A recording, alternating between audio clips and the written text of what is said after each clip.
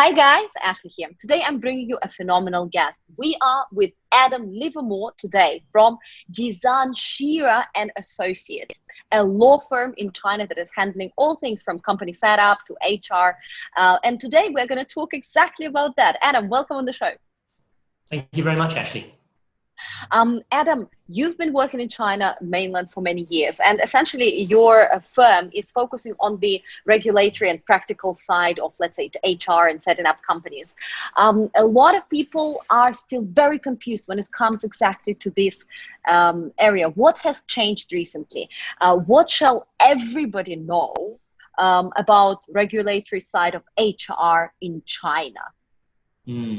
I would say that compared to a lot of countries, it's pretty complex. I mean, China's a very big country. So one of the big differences is there's a lot of differences across regions, specifically North China and Shanghai, I think.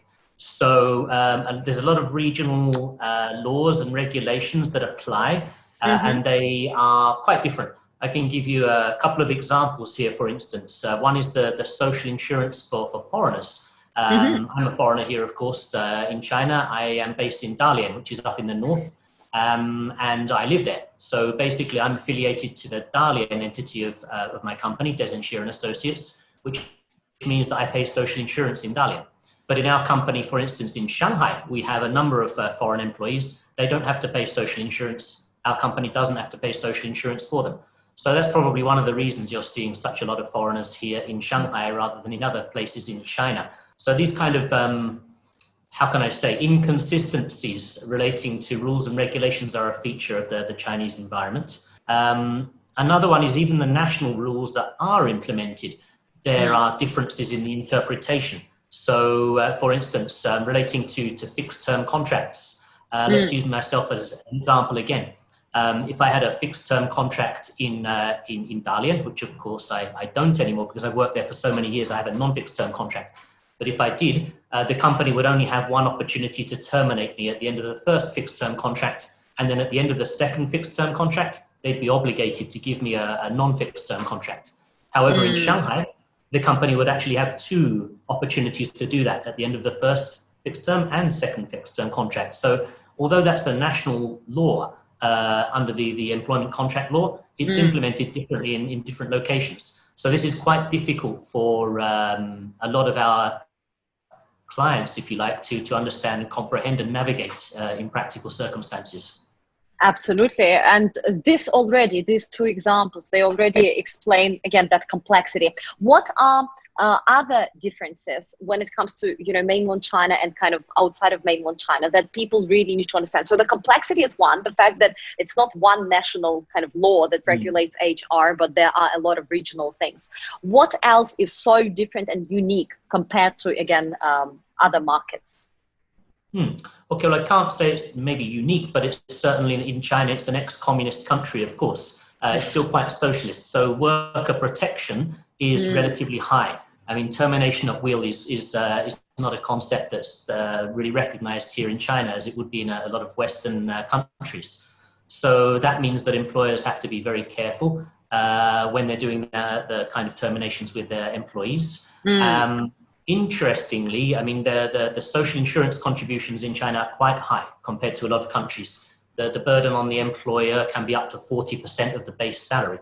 But when employees are on high salaries, typically higher than 3 times of the social salary in a particular town, there's a cap on the contributions made by the employer. So although China is a socialist country, actually what it means in reality is that the more your employee is earning, actually the lower the burden for the company, the additional burden for the company in terms of the social insurance. So that's kind of a situation that's persisted for many years and something that isn't always appreciated by our clients when they're making decisions on what kind of people to hire and what's going to be the overall cost for them. They tend to think they underestimate the cost for their junior employees and think that they won't have to pay this extra 40%, for instance. And then on the top end, they tend to forget about the cap and just think maybe they're going to have a huge cost for the higher paid employees when that's not actually the case. So I would say that's an unusual characteristic of the China market. Absolutely. This is very interesting. So let's go step by step from the hiring to actually working with an employee and then to firing that employee. That is the usual kind of scope. So when we are, as a foreign entity, looking to hire foreign employees, what are some of the things, again, we need to pay attention to? What's important here at that stage? Starting from job ad. From job ad. Okay. On the job application, you have to be quite accurate, I would say, in how you depict what the role actually is. The more accurate you can be, the better, because that's ultimately going to be reflected on your job offer, which is one of the documents that will be considered in the event that there is a dispute in the future. And so that's an important thing to consider. Be as precise as possible there.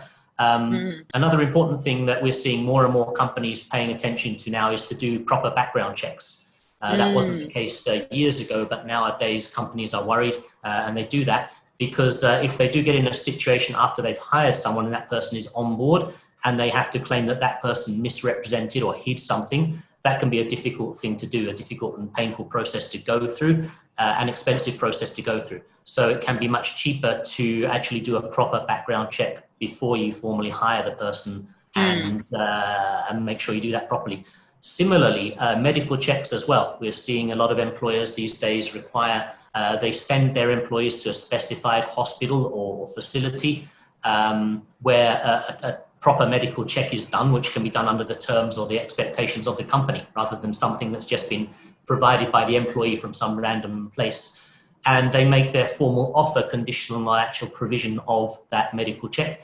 The main reason for that is that in certain areas of China, particularly in Shanghai, if an employee does become ill or claims they became ill during employment subsequently, then there's a lot of compensation to be paid by the employer if it turns out to be something that they can be claimed that happened during their employment or because of their employment. So employers will try to make sure that they identify any pre-existing problems and then make a decision on whether they really want to hire that person or not before they do the hiring. Even though there's work injury insurance here in China, there's still a big obligation for the company outside of that if they actually have to terminate somebody that does get a serious illness, especially if they claim it's part of something that happened during when they were working. Very interesting. So now we have basically hired a person. And is there anything that we need to pay attention to? For example, I've heard that having a proper a workbook, right? This kind of rules and regulations of you as an employee in mainland China is very important, much more so than in other places. Why is that? Yes, the employee handbook. So typically if the company gets above maybe 4 or 5 employees, this is really something that all companies should consider. It's typically something that's applied to all employees in a company. And so it's drafted, basically put in place, and all the employees will be expected to sign it. The easiest time to get your employees to sign it, of course, is when they join. They're not obligated necessarily after that to sign it. You can still kind of apply it, but it's rather difficult. However, this document will effectively lay out all the conditions that the employees are expected to follow in their daily working environment. And if they don't follow them, then you have grounds to do things like give them formal warnings. A lot of companies apply a term in that employment handbook which says that if we give you 3 warnings, for instance, then we have the opportunity to consider that a serious violation of this employee handbook. And based on that, we can actually terminate you. So that's something that's supported by arbitration panels in China, typically, as long as those regulations in that handbook are considered to be appropriate and not, so you can't just put something random in there and say that if I give you 3 warnings for this, then I will fire you. The employee can still go to an employment tribunal, they can still win if that tribunal considers the employment handbook to be not reasonable. However, by actually having it in place, having the employers sign that document, knowing it all up front and still not following those regulations, it gives you a method to, first of all, put pressure on an employee when they do start to perform their job less well than they should. And then, of course, go through this procedure if necessary. So the employee knows the position they're in, the employer knows the position they're in, they've put themselves in a stronger position, and therefore it becomes easier to control your workforce. That can be very troublesome if you don't have such a document in place, because under the employment contract law, there's only a limited set of circumstances which allows you to terminate your employees with or without compensation. And I think that's stricter than most countries. So yes, employment handbook really should be a must for your company as soon as you get, into the 4, 5, 6 employee range. The more employees you have, the more money and time you might want to invest in putting together something thorough and relevant for your industry. Because, for instance, maybe the ITO industry or the BPO industry, which we see a lot of in Dalian, has a lot of people doing one form of work. But if you're in a manufacturing entity, your employees are doing something different. Your handbook should be configured to be appropriate for what you're doing. So that's the general rule. Absolutely. And employee handbook also helps companies that are working remotely, right? Headquarters is located in Europe. And then, of course, there's a team in China. So how do we make sure that things are actually happening? While, employees are working in China, that's not uncommon to have this kind of kickbacks. And I've actually been approached by a couple of people. They were saying, okay, what do we do with our employees if we know they're getting kickbacks, which is actually illegal behavior, right? So all these things can be part of our employee handbook, right? And what is your advice here? This is managing remote teams and handbags. Yeah.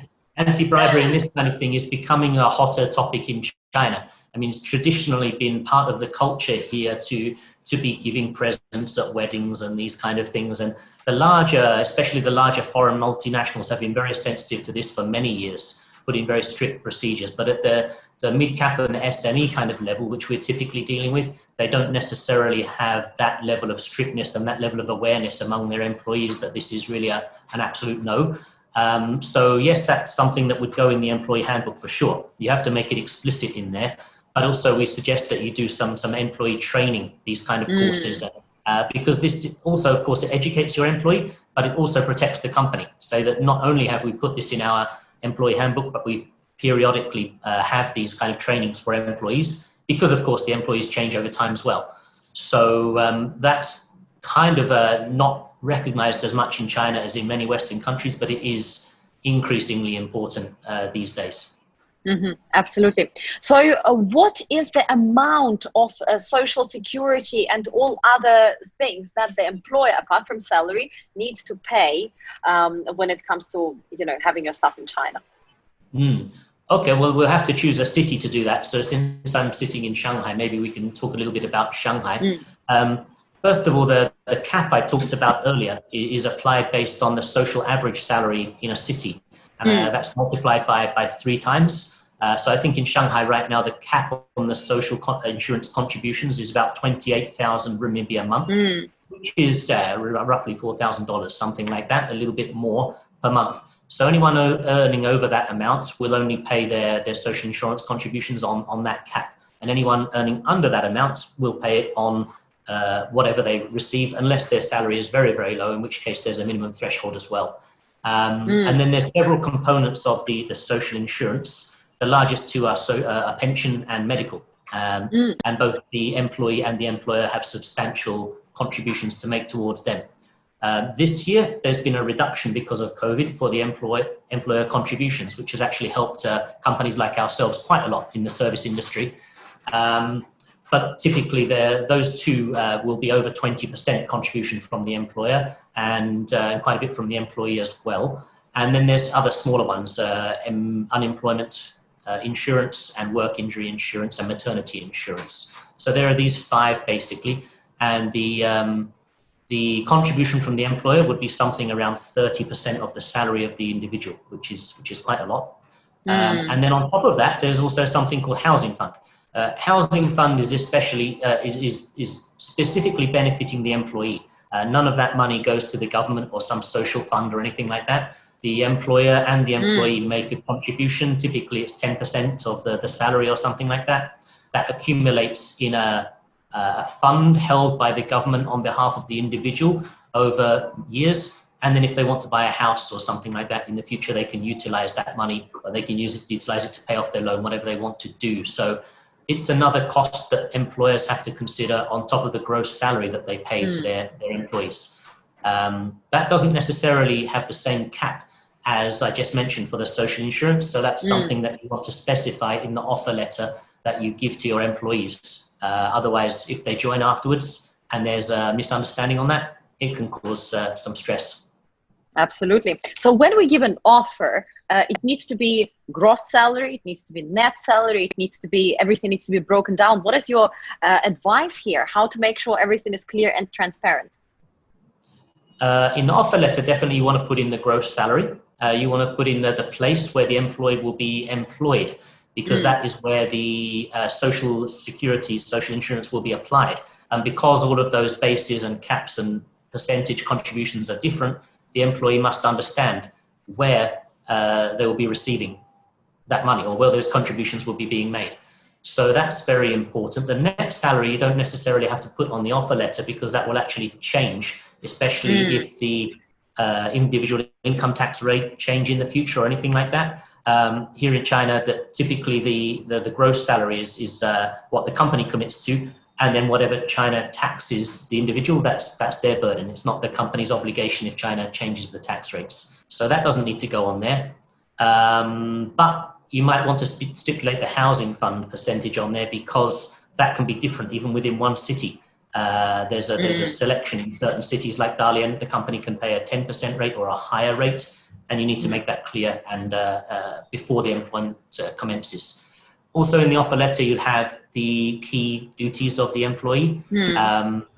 And one thing we haven't talked about yet, but we might go into more detail later, is the length of the contract term. This is very important in China, typically different from a lot of other countries. So I think those are the main things you would include on the offer letter.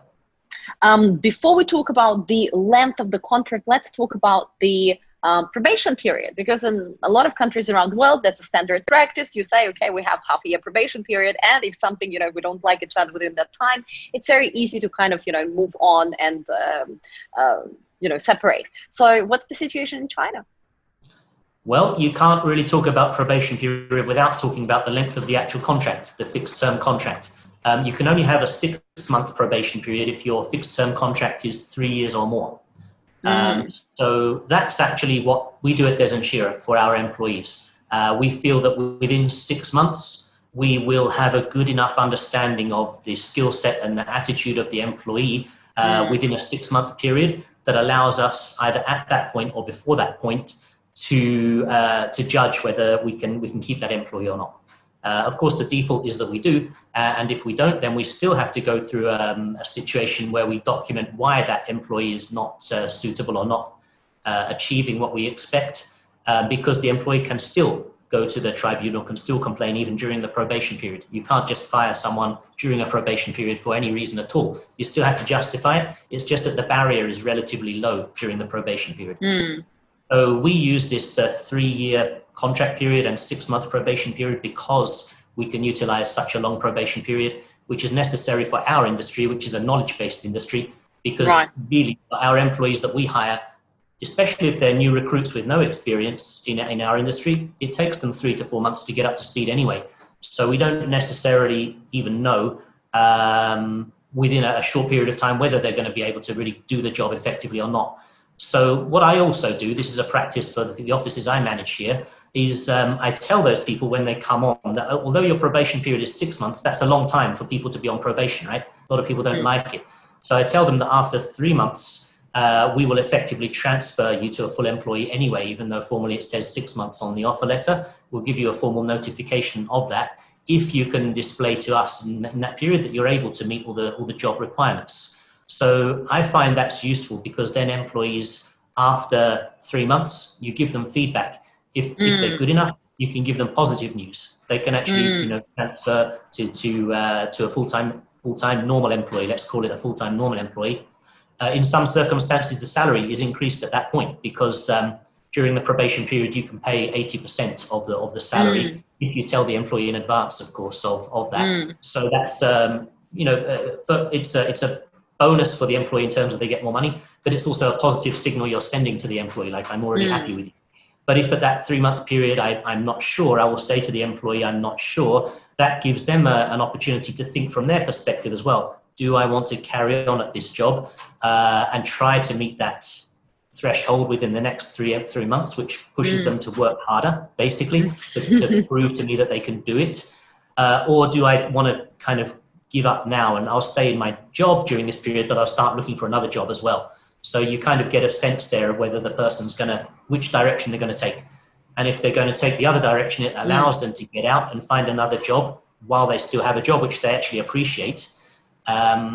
And then, of course, on the other hand, if you can see that the person's really not going to make it and really is going to become a problem at any time during that 6-month period, you can terminate them with adequate justification to do that.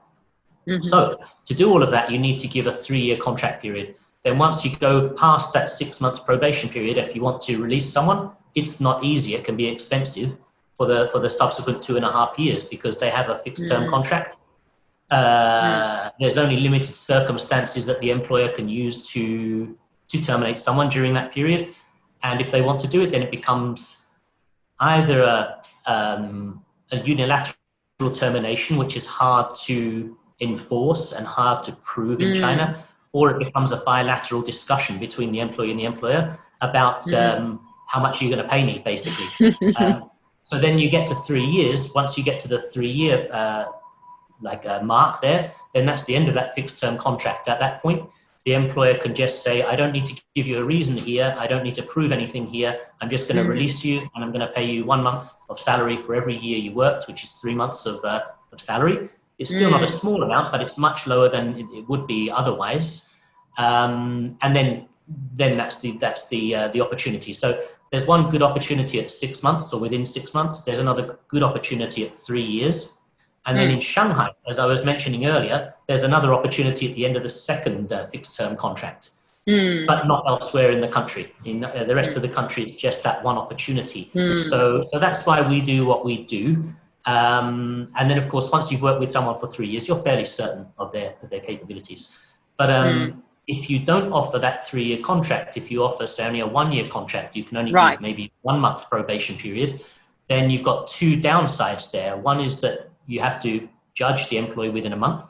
And then the second is after just 1 year, that person's going to, if you don't release the person after 1 year, that person is going to automatically become effectively a non-fixed term employee outside of Shanghai, which means that you've got a higher barrier to overcome if you want to terminate them and a larger compensation to be paid if you want to do that. Because in theory, you've kind of obligated to hire them until retirement. And then at that stage, of course, your employee handbook, which you mentioned earlier, actually becomes really your only option. There are mass layoffs, there are other things as well, but they're even more difficult generally to implement in practice. So your options are just more limited. It's more difficult. So in certain industries, in certain positions, a shorter contract may be adequate. For our company, this 3-year, 6-month probation period seems to be optimum for us. But it really depends on the nature of the role. You don't need to necessarily have that same length of contract for every employee in every position. But the more different contract lengths and things that you have, the more complex it is for HR to manage. So you've really got to balance this. And this is probably something that HR teams in a lot of other countries don't have to worry about. But it's certainly a major complication here in China, or at least something that should be built into your HR plans at a very early stage. Absolutely. And when we are talking about, we as the company trying to fire employees, this becomes very clear. But what about employees leaving the company? And we've heard so many stories. Let's say, take Shanghai as an example, in creative industry, in marketing industry, in agency, in service industry, that there's employees jumping one company to the other company every 3 months. And so many people complain that working with younger people, it's basically impossible to plan for the future because they are out the moment additional 1,000 RMB is put onto their salary, they want to leave. So we hear a lot of stories like that. So demystify this process for us.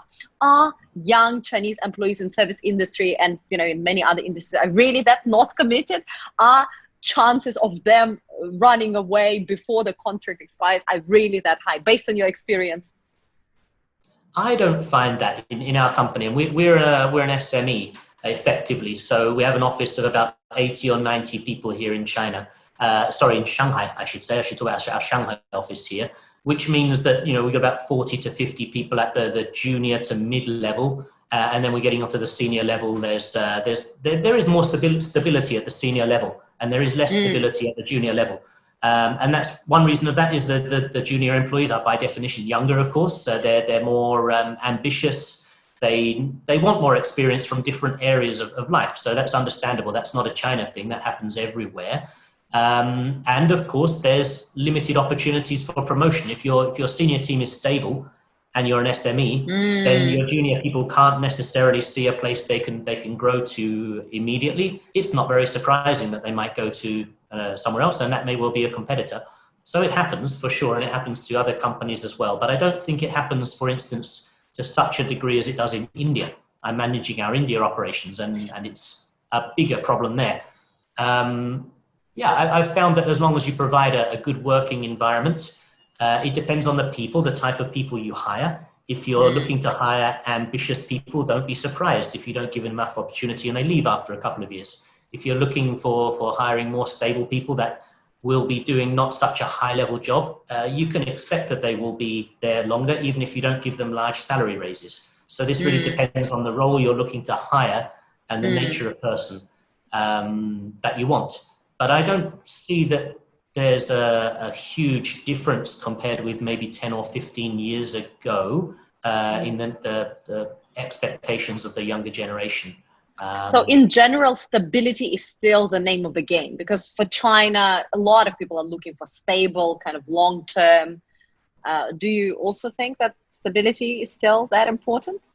For sure. I mean, from the employer perspective, for sure, in our industry it is, because we don't really get a huge amount out of the junior level employees in their first year. They've really got to get up to speed and understand our organization and our culture and everything. So that's a loss for us if they do leave in a year or so.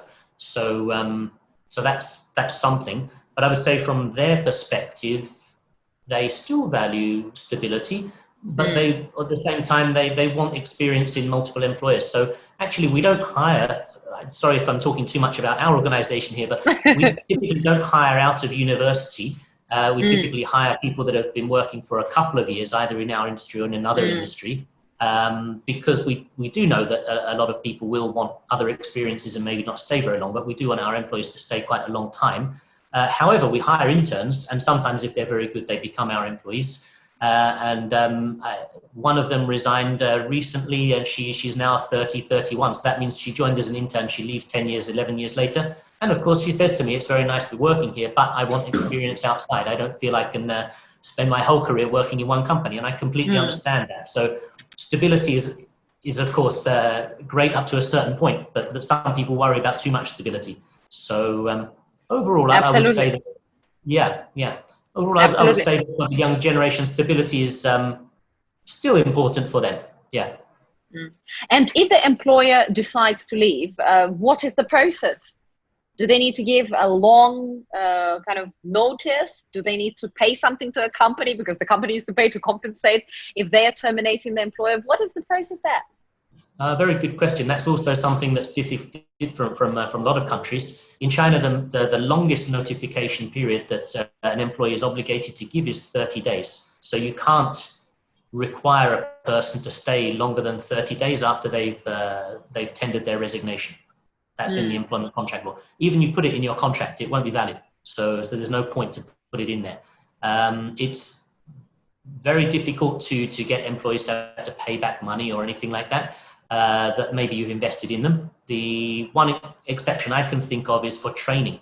If you have actually trained up your employees for specific skills, you did it via an external agency, you have the Farkaos, which are the official invoices and the contracts you had with them, and the employees specifically agreed when they joined that they would be being trained in that way and they would have to pay if they left within a certain amount of time, then you can get some money back from the employee. But that amount amortizes over a certain period of time that the employee is with you. So let's say the employee stays 5 years, but you trained them 5 years ago or something, and it was in the training contract that after 2 or 3 years, that wouldn't be valid anymore. You can't get anything back from them. So that is something you can do, but we don't see it happening very much in the marketplace because it's difficult to get people to join your company if you're telling them that effectively I'm going to train you, but you're going to have to pay for it yourself if you leave afterwards. most companies don't bother with that as far as I know. Most companies do internal trainings anyway, which means that they can't get that evidence. So we see that happening quite rarely, actually. What about interns? You've just now mentioned that there are interns that, a company can hire, and then presumably they have a different contract and different terms of employment. Yes, interns are not employees, so it gets tricky. The amount. But do we pay them money? How do we pay them money? It's like the amount that you pay an intern is kind of almost, what's the word I want to use, like derisory, or is very low, right? But it's still there for Chinese employees. For Chinese interns, I should say. There's still a way to actually pay a little bit of individual income tax for them. They're not employees, but they fall into another category. You can still do it.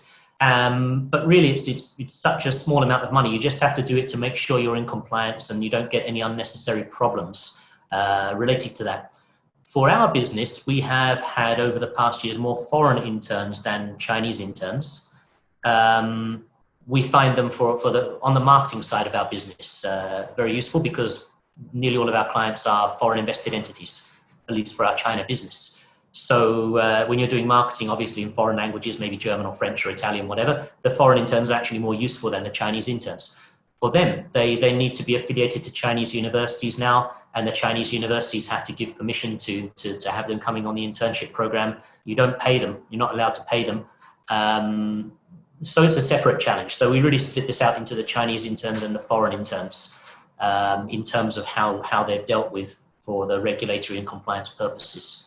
It's getting harder. For foreign interns, it's getting harder. And the same thing happens with mainland Chinese interns. They must be affiliated with the university, and they need to be on the internship with you during their study.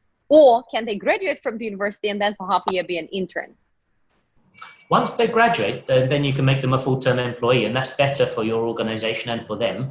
Of course, you would have to pay them more, but assuming they're working for you full-time, they'll expect that anyway. I think that puts you into the employer into less out of a grey area. I always feel that interns are kind of a grey area. However you try and organize it, it's very difficult to be 100% in compliance with everything. So it's really only a stopgap kind of thing. But when you get interns that are good, you want to turn them into employees. You want to put them under the employee handbook, which I mentioned, which only applies to employees, doesn't apply to interns, for instance. And really put them into a black and white situation rather than a grey situation. So once they graduate, you have the opportunity to do that. But before they graduate, you don't really have the opportunity to do that. If you don't have a full-time role for them, maybe you want to consider a part-time role for them or something like that. But that's typically the way. Let's talk very briefly about those part-time contracts. What is the difference between a full-time contract and part-time contract? In general, we can say that a part-time contract, the employer can only employ the person for up to 20 hours a week. So if a typical working week is 40 hours, then the maximum you can employ is 20 hours. And their social insurance treatment is somewhat different as well. We don't really see part-time contracts being used very much, actually. In a lot of our clients, I can't think of one that has any part-time contract. We don't have any either. And the nature of people that you'll typically employ under part-time contract, people tend to outsource to outside companies to do. I can think, for instance, in our offices, the lady that does the cleaning and stuff like that. She comes in a couple of times a week, but she's employed by another organization, and we just pay that organization under a service contract, not under a part-time contract, because a part-time contract still falls under employment contract law in China. You still have obligations. If the person gets injured, work injury, stuff like that, it's still difficult. Another good example is driver. Maybe a company has a driver or something like that, which is not working full time. That person as well, if the company car crashes, he crashes the car, whether it's his fault or somebody else's fault, I should say his or her fault, sorry, then that's a big problem for the company. But if it's outsourced to an agency to do that nature of work, then they just have the service contract, and then it's nothing to do with them if such a situation happens. So part-time contracts, we've seen that the law is quite clear on it, but it still comes under the employment category, and most companies feel that it's not worth the risk to hire people under that model. Absolutely. No, that's very clear.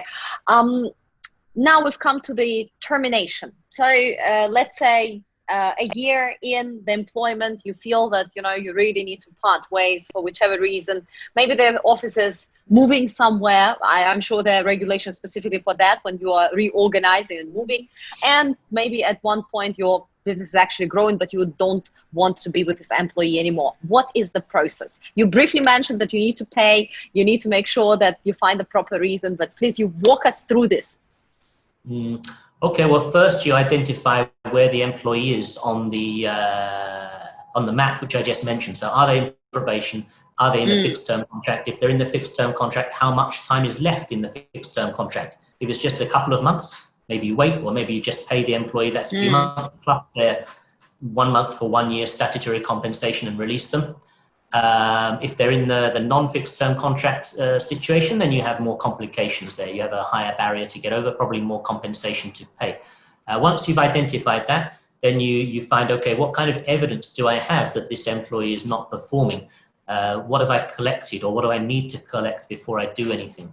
You probably want to go and get some specialist advice, but before you implement anything, if you don't have an internal legal person in your company, but at least your HR team should figure out where they are in terms of documentation. Do they still have the signed offer letter? Do they still have the employment contract? Some companies even manage to lose the employment contract, which is very bad. Have they identified anything on the documents that the employee originally submitted, which may have been false, which can be used? What about the attendance records? What about past appraisals? Have they been good? Have they been bad? Have any warning letters been issued? If so, for what? And then it's a discussion between the HR team and the operational manager in terms of why do you want to terminate this person, and what can we do under the employee handbook to maybe put pressure on the employee to do that. So at that stage, probably that's the identification stage. Then you come up with a strategy of how to terminate this employee depending on how difficult or how easy it might be. And that's a case-by-case decision. And then you might want to think about, okay, we start issuing some formal warning letters for behavior that sends a signal to the employee. By doing that, some employees simply resign by themselves, or they start to look for other roles because they see it won't be good for them. Other employees dig their heels in and start to cause more problems. So you have to consider the personality of the employee as well, in our experience. So there's a whole range of things to consider at that stage, and because the potential compensation is quite large, then you really have to consider this quite seriously. The more senior, the more difficult it gets. At the junior levels, people don't tend to be that knowledgeable about their own rights here in China still, even at this stage. And they're also not really capable of hiring high-paid lawyers on their side to defend them. But the more senior your people get, the more savvy they are, the more intelligent they should be in terms of knowledge of the labor laws. So then you really have to be very careful at that level. Typically, a starting point, if you have to negotiate with the employee for around a termination, is looking at 2 times of the statutory legal termination. So let's say an employee has worked for you for 5 years, and they're already in the situation where they're under a non-fixed term contract. Let's assume that for a moment. Then the starting point might be, okay, then if you were under a non-fixed term contract, I'd just pay you 5 months there. But since you're not, this is going to be considered an illegal termination, then maybe I have to pay double that. Then that's 10 months there. So that might be the starting point for a discussion about the bilateral termination. And that will be a negotiation there. And as long as you can agree with the employee on a figure, write it in the bilateral termination document, get the employee to sign it, then after that you pay the money, the employee leaves, everything's fine. Unfortunately, the employee doesn't necessarily have to even accept that 2 times the statutory, which I just mentioned, because they can just say, no, you're not allowed to terminate me. I simply want to continue to implement my labor contract, my employment contract. That's my right. They actually have the right to do that. So that's also used as a negotiation. And then what? Think about this. Then what? Imagine this. You've got your employee handbook, but the employer constantly breaks the rules and you cannot fire. And you are saying, hey, I'm happy to give you double the amount that we are supposed to pay. And they say, no, I want to continue to implement my services. What then? Go to You have court? a headache. You have a headache because practically you can't do that, right? Once you've already reached that stage, the relationship of the manager and that employee is probably at a bad stage, right? It's already acrimonious at that stage. So the employee can't realistically come back and work in a normal working environment as previously. So at that stage, it's a case of going to arbitration. Whatever evidence you have, you would give to the arbitrator and say, this is what why we want to terminate this person. You know that it's not adequate, completely adequate. So you know that the tribunal arbitrator is not necessarily going to 100% side with you, but you don't have a choice. So then the employee and their lawyer is in a strong position to just push for a higher amount. And typically the arbitrator will then come to an amount and you'll have to pay that, which can be quite high. Wow. Especially if there's some mitigating circumstances, like maybe the employee is pregnant or in the breastfeeding period after pregnancy or something like that. There's a lot of circumstances case by case, but ultimately you don't really want to get yourself into that position. So you want to organize as much thorough evidence proving the non-performance of the employee, so that during the tribunal, if it gets to that, you won't be in such a weak situation.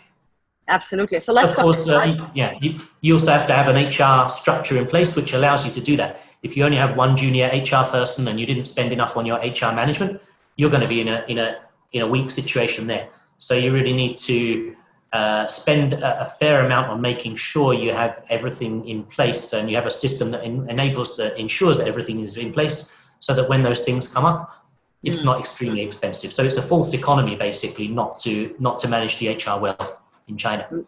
Absolutely. I've got 3 quick questions. I know that I've already taken a lot of time. First question, maternity leave. Maternity leave in China and the general situation around it. What are some of the things that we need to know as employers when it comes to maternity? Well, once an employee is pregnant, then it's not possible to terminate them until 1 year after the completion of the birth of the baby. So that's a period where, of course, the employee is not working for part of that period, which is typically can be several months. It depends on the nature of the birth. I have an employee in Dalian at the moment who's given birth to twins quite recently. So she actually is able to enjoy an even more extended period. I think it's 6 or 7 months. Oh, really? Yeah. And usually, what is the time if it's a single birth? You've caught me there. I can't remember the exact number of days. I'm not going to tell you, but it's a bit shorter than that. Right. I did know that a while ago. With full salary, correct? So you, as an employer, you're obliged to pay. The salary is actually paid by the social insurance, because the employee and the employer is paying social insurance during the employment. So that is not so much of a challenge. After the employee comes back, though, they have a breastfeeding leave of 1 hour every day, which means that their working day is shorter by 1 hour, obviously. A lot of employers, what they'll do is they'll say, or they'll agree with the employee, that rather you work a shorter day every day, you can work the normal day, and then once a month you can take a couple of extra days, basically, as holiday during that period. You can't make people in that period work overtime, naturally. That's something to think about. What else can I think about maternity that's relevant to employers? Well, one thing that people may not realize now is that for many years, the Chinese policy was that women would only have 1 child, typically. And that has in recent years been eliminated, and now 2 is getting more and more common. And even 3 or 4 is not so unusual. I mean, it's not really restricted anymore in that sense. Not a lot of people actually look towards getting 3 or 4 children still, because they're very expensive to raise in China. Education is very expensive, but 2 is becoming more common. So around that, maternity is more significant an issue. In our organization, again, actually about 75 to 80% of the employees are female for some reason. So this is always a bit of a challenge for us, but it's only a temporary phenomenon. And on the other side, you see that unlike other cultures, I referred to India just now, I'll refer to India again. in India, a lot of females, after they give birth to a baby, will actually not continue work. In China, we don't see that. Nearly all of women can actually come back to the workplace after having babies. So it's only a little temporary disruption. Can be more of a disruption for smaller employers, but as long as you get to a certain scale, then that's how it works. That's better. Perfect. And in terms of paternity leave, any paternity compensation, anything at all? This isn't the Netherlands. Not yet. Yeah. Not yet. Okay, my second question is about overtime pay. How are you supposed to compensate? Is there, a clock? In general, in China, a lot of people are working overtime, and we know in small organizations there's no such thing as overtime pay. You basically just work for the end result. So, based on your experience and knowledge, what shall employees do when it comes to overwork and overtime? How many minutes I have to answer that? That's also kind of a wide question. Let's do it within 5. Okay, I probably don't need that. Okay, well, overtime, according to the law, then you pay 150% of the standard salary for working outside the normal working day hours, and 200% for weekend, and 300% if it's public holiday work. So industries that will follow those procedures, very typical industries, will be the BPO, ITO industry, business process outsourcing, IT outsourcing industry. Their people are coming in on shifts, they're working very regulated way, and it's very obvious if they've done overtime and if they're working on weekends and holidays, which is very common in those industries, actually. So those organizations all apply overtime very strictly, I can say, at least the foreign invested enterprises, the larger companies. And what they do to try and reduce that burden, if they can, is they apply alternative leave, which means they monitor how many hours an employee is working. And if an employee does more hours on one day, they allow that employee to take some hours on another day, extra leave and something like that, so they don't actually go over the monthly allowance, and they get around it that way. It's still a little bit of a grey area, but that's also fine for employees as well, generally speaking. Right. In our industry and the consulting industry, and in a lot of industries, I think it's not that strict in terms of actual application. Of course, if employees are working a lot of overtime hours and they can document it and prove it, then if you do want to terminate them in the future and they have that evidence, it's a big problem for you. So that's something that you don't want your employees to be working a lot of overtime for many reasons, of course. But that's one particular reason. You still need to control it, but it's not as strictly controlled as for the industries I just mentioned there. So for the senior employees, what we'll do in these kind of industries is we'll apply to put them on flexible working hours contracts, which is something that isn't applied to the individual, it's applied to the role. So if you have a role in your organization, you can claim with the local government that this role is difficult to tell how much time the employee spent. They'll have to work at home, they'll have to work at weekends, but they might not have to work. We can't be monitoring that. And then once you've made that application, it's been accepted, then the people that fulfill that role in the future will know that they won't be, it will be harder for them to claim overtime in the future. It's not that they can't do it. If they still have significant or a lot of evidence, they can still try and do it. But it's going to be harder, and it's less likely to be looked on favorably by the arbitrator in the event of a dispute. The company's gone through that process to say this role is flexible hours, it's in the offer letter, it's in the employment contract, so you built in some protection there. But you can't do that for all roles. You can only do that for kind of managerial roles or kind of, if you like, certain specialist roles. For the more junior people in the organization, either you implement the strict policy that I mentioned earlier with the alternative leave if necessary, or you go for a looser kind of regime and you keep on good terms with your employees as much as possible, so they're okay with that flexibility, and you do consider the risk that you might have a problem in the future with the employment tribunal if you have an employee that's unsatisfied and has evidence that they've worked a lot of overtime. Right. And my last question is hiring foreign staff in China. It has become, in the past 3 years, more difficult to do that, or maybe not. Tell us, what's your take on that? It has. It's become a longer process to do it, a more complicated process. Nowadays, the Chinese government is requiring things like criminal checks from overseas, which is not easy for people to get. If they're actually here in China, they might have to go back and do that, depending on the country they're from. The whole process is longer. Moving from one company to another used to be easier, just changing your visa or your residence documentation. Nowadays, if you're in a different industry or something like that, the company that you've joined is in a different industry or has a different business scope from your previous one, that might not be acceptable anymore. It's just become more difficult. I think the Chinese government is tightening up on these issues. There have been a lot of people working on business visas, not working visas here in China, not paying tax over many years in China. That still happens.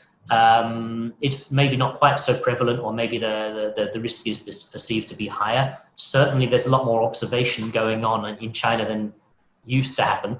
Or we can say it's easier to do the observation than it used to be. I mean, there's more tools for the Chinese government to monitor what people are doing these days. So that's a riskier proposition, and I think less people are doing that. Also, even if you have a company here, the amount of foreigners that you're allowed to hire via that company is still restricted by the amount of your registered capital and a few other thresholds. So it's not like you can go out and hire a load of foreigners just because you've set up a company here in China. A number of complications, basically. It's been getting more and more difficult. Perfect. Adam, it's been phenomenal. Any last words of advice for 2021 when it comes to HR? Because things change so frequently in China. And maybe there's something that recently changed or something that we're seeing is going to change going forward for 2021? Yeah, I was thinking of how to prepare this question. I knew you asked me this question. The main thing I can think of, I don't know if it's completely relevant to your audience, but the gig economy here in China is becoming larger and larger. Digital, 5G, online, everything is just exploding here to a larger extent than it is in most countries. Most people are buying things now online and it's all being delivered. So one of the big challenges for employment law, HR law and employers is how to regulate this, because you've got all these delivery drivers flying around the city on their bikes and crashing all over the place, which is causing a lot of personal tragedies, but it's being driven by the employers. Who, what they're doing is they're putting in place fines for deliveries that aren't delivered on time. So the poor old delivery driver is in a situation where he's going to lose 200 renminbi unless he's there in 5 minutes and all this kind of stuff. So with this happening, it's causing a lot of social problems. Gig economy is causing a lot of social problems everywhere, I believe, but they're more pronounced in China. I think the government is trying to deal with it. They're going to come up with regulations, but they're in early stages still. But I think that's going to be a major challenge in the coming 10 years as more and more people are just being pushed into this kind of, if you like, jobs that require them to move around rather than fixed location jobs. It used to be you're working in an office or a factory, but now you're not. You're working from home, or you're moving around all the time. So even in terms of social insurance, okay, where are you working, and which laws are we going to apply? Because a lot of these laws are regional, as I was mentioning earlier. The regulations aren't keeping up, and I think the Chinese government's aware of it, but there's going to be a lot of changes in that area in the coming years. That's the main thing I can think about, but the rest of things I think we already covered. Absolutely. Adam, this was phenomenal. I've learned so much. I've literally taken 4 pages of notes, and my audience knows that I'm a compulsive note taker, so I've definitely learned a lot, and so have they. Adam, tell us more about the company that you work in, because it's such a complicated landscape when it comes to HR, and it might be very difficult for international businesses to do it all themselves. Shameless plug of your business. Oh, really? Okay. Dezan Shira Associates. We're helping foreign investors into China, India, Vietnam, Singapore, and Hong Kong. So they're coming from all over the world these days, and they don't necessarily know all of the things they need to know about the regulatory compliance, tax, HR, even IT these days. We're doing a lot of it in the IT ring, situations in these countries. So we have the people on the ground that have a lot of knowledge in this area, and we're supplementing the gaps that our clients have in those areas. So our clients are typically SMEs and mid-cap companies coming from overseas. They may have experience in places like China already, but as they grow and develop, they just come across more and more challenges. So we're really helping them from when they first incorporate here up to when they get to several hundred people in country and developing further. So yes, it's kind of incorporation, it's accounting, it's tax, it's audit related, internal control, IT, HR, relevant to these emerging markets. That's what we're specializing in. That's fabulous. And also there is a beautiful magazine that comes out on a monthly basis talking about China briefing. So guys, do check it out. Also connect with Adam Livermore on LinkedIn for more insights about HR practices in China. And definitely if you're planning your expansion with employees on the ground in mainland, they are the people to talk and help you set up. Thank you very much, Adam, once again. And guys, stay tuned for more China experts to come.